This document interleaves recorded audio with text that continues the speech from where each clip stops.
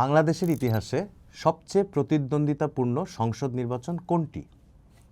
কোন নির্বাচনের ফল ঘোষণার রাতটি ছিল রীতিমতো শ্বাসরুদ্ধকর?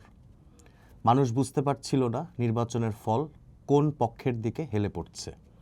কারা নির্বাচনে জিতে গঠন করতে যাচ্ছে সরকার? দেশের ইতিহাসের শ্বাসরুদ্ধকর সেই নির্বাচনের গল্পটাই আজ বলবো আপনাদের।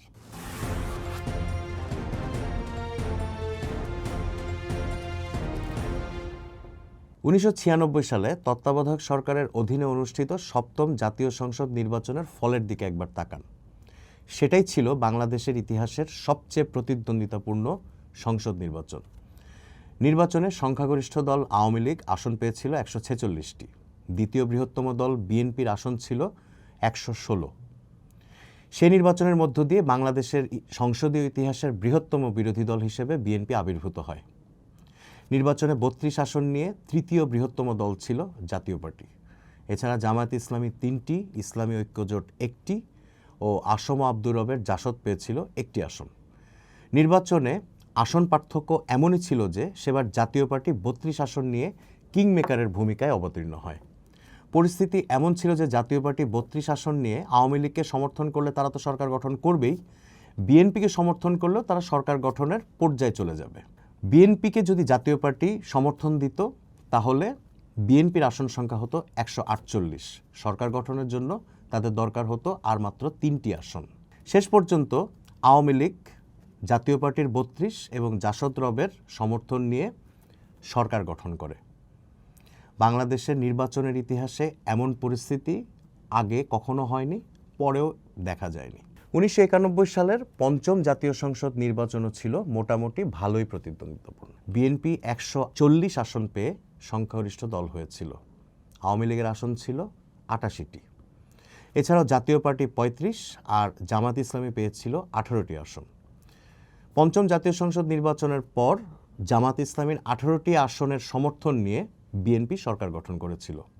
1991 নির্বাচনে বাংলাদেশের কমিউনিস্ট পার্টি সিপিবি জিতেছিল 5 আসনে। বাংলাদেশ কৃষক শ্রমিক আওয়ামী লীগ বা বাকশাল পেয়েছিল 5টি আসন।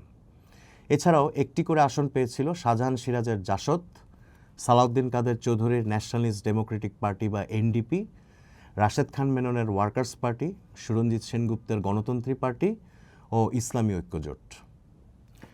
1986 সালের তৃতীয় সংসদ নির্বাচনের দিকে একবার তাকাই। তৃতীয় জাতীয় সংসদ নির্বাচনও মোটামুটি প্রতিদ্বন্দ্বিতাপূর্ণ হয়েছিল বলা যেতে পারে, যদিও সে নির্বাচনের বিশ্বাসযোগ্যতা নিয়ে বিস্তর প্রশ্ন ছিল। অভিযোগ আছে নির্বাচনে আওয়ামী লীগের বিজয় নস্যাৎ করা হয়েছিল কারচুপির মধ্য দিয়ে। নির্বাচনে জাতীয় পার্টি 153, আওয়ামী লীগ 76, জামাত ইসলামী 10, জাসদ রব 4, বাংলাদেশ মুসলিম লীগ 4, ঐক্য ন্যাপ 5, সিপিবি 5, জাসদ সিরাজ 3, ন্যাপ মুজাফফর 2, বাকশাল 3 ও ওয়ার্কার্স পার্টি 3টি আসনে জয় পেয়েছিল। 86 নির্বাচনে 32 জন স্বতন্ত্র প্রার্থীর জয় ছিল বড় ও বিশেষ ঘটনা। যদিও নির্বাচনের পর এই 32 জন স্বতন্ত্র সংসদ সদস্যের বেশিরভাগই জাতীয় পার্টিতে যোগ দিয়েছিলেন। 86 নির্বাচনের আরও একটি বিশেষ বৈশিষ্ট্য ছিল 11টি ভিন্ন রাজনৈতিক দলের সংসদীয় প্রতিনিধিত্ব। 1986 নির্বাচন বিএনপি বর্জন করেছিল। 96-এর তীব্র প্রতিদ্বন্দ্বিতাপূর্ণ নির্বাচনের পর দেশের নির্বাচনী রাজনীতি জোট যুগে প্রবেশ করে। 2001 সালে বিএনপি, জামাত ইসলামী, ইসলামী ঐক্যজোট ও জাতীয় পার্টির একটি অংশ মিলে গঠন করেছিল 4 দলীয় জোট। এই জোটে আগে এরশাদের জাতীয় পার্টি থাকলেও পরে তারা বেরিয়ে যায়। 4 দলীয় জোট 2001 নির্বাচনে 2/3 আসনে সংখ্যাগরিষ্ঠতা পেয়েছিল।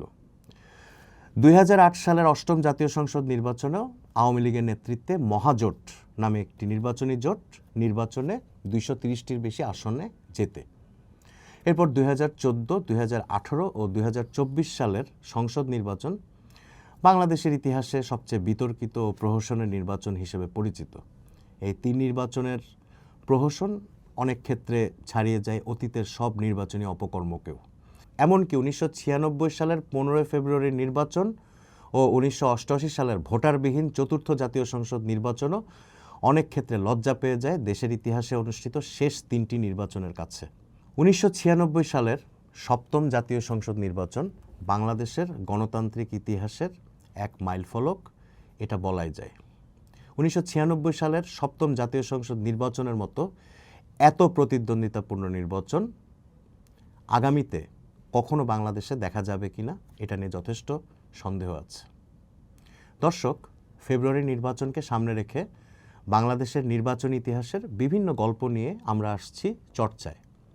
আগামী পর্বেও যথারীতি আমরা হাজির থাকব নতুন কোনো গল্প নিয়ে। আপনারা আমাদের সঙ্গে থাকুন, চোখ রাখুন চর্চার ইউটিউব ও ফেসবুক পেজে।